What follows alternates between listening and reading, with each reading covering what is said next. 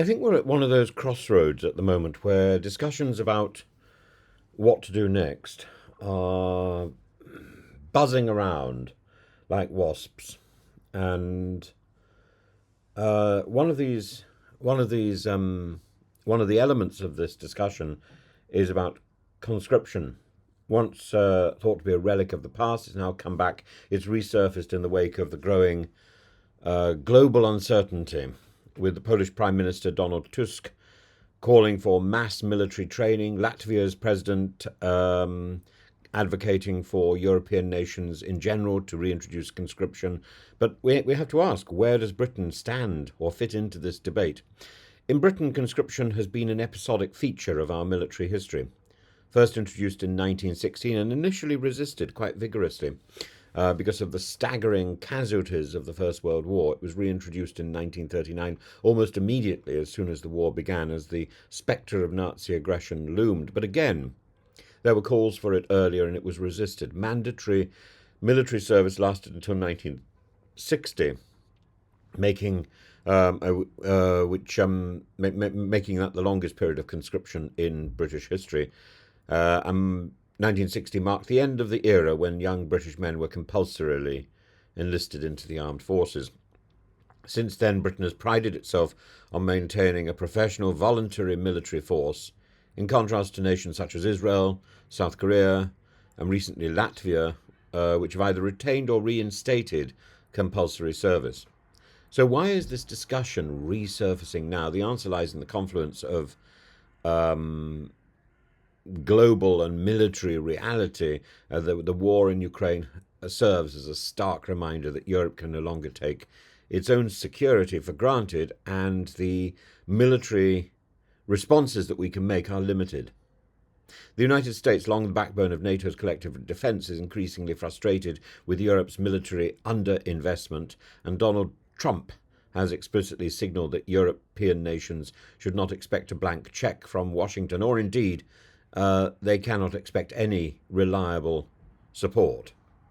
Washington is no longer an ally on whom any European or any other nation can rely. Washington will not keep its word.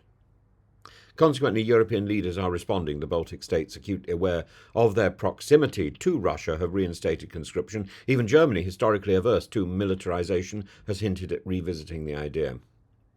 And the UK government remains firm that conscription is not on the table. The Chancellor of the Duchy of Lancaster, Pat McFadden, has reiterated that Britain's priority is increasing defence rather than compelling its citizens into military service. Yet behind these reassurances there is a quiet recognition that the world is changing and the British Army faces a recruitment and a retention crisis. The regular army has shrunk to just 70,000 troops, well below the target strength set by successive governments. And while investment in high-tech weaponry and cyber capabilities is essential, military planners acknowledge that boots on the ground still matter.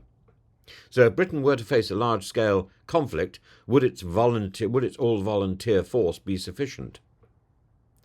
So let's imagine for a moment that Britain did consider some form of compulsory military service. What would it look like? There's the traditional military draft. This would be the most drastic option, requiring all able-bodied men and potentially women within a specific age range to serve. But such a move would face enormous political resistance given Britain's cultural shift away from militarism since the 1960s. And there would be practical difficulties in terms of accommodating such numbers and providing uniforms for them. A hybrid model is the next possibility, with some countries offer civic conscription, where military service is one option alongside other forms of public service, such as working in healthcare or disaster response. And the Conservative Party has flirted with this idea, particularly during the last election, with its proposal for a mandatory national service scheme for school leavers. And that would have the advantage of possibly rescuing some aspects of the National Health Service. Could it simply be a form of strengthened reserve service? Rather than facing full conscription, the UK could significantly expand its reserve forces, requiring short-term training commitments from a broader swathe of the population. And this model could provide strategic depth without the broader political and logistical challenges of the full draft. Public sentiment remains a crucial factor. Unlike the world wars where national survival was at stake, today's threats, while serious, don't yet evoke the same existential urgency. There's a broad reluctance, especially among younger people, to accept enforced military service in Britain. Social attitudes have changed. The idea of conscription would likely meet stiff opposition. But professional armed forces have historically been sceptical of conscription, and career soldiers argue that highly trained, motivated professionals are far superior to a reluctant conscript army that serves out of obligation rather than commitment. The challenges of discipline, training, effectiveness in modern warfare make conscription a less attractive option than a revitalized and enlarged professional army. A fundamental moral question also underpins the debate. Can democracy justify compelling its citizens to fight? Some argue that if a nation's sovereignty is under threat, conscription is not only justified but necessary. But what about those who flee conflict? In 2022, thousands of Ukrainian men attempted to cross into neighbouring countries to avoid the draft, as did thousands of Russians when the draft came there. Should host nations have closed their borders to force them to stay and fight? The difference between internal conscription, compelling one's own citizens, and external conscription, neighbouring nations enforcing it by barring exit, is philosophically complex. For now, the UK is unlikely to reintroduce conscription, but history teaches us that circumstances dictate policy, and if NATO finds itself in direct conflict with Russia, the political resistance to conscription could evaporate overnight.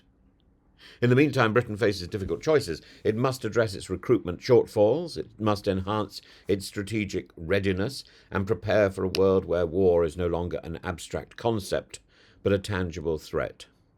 Whether conscription ever returns to British shores remains to be seen, but one thing is certain now: the era of complacency is gone.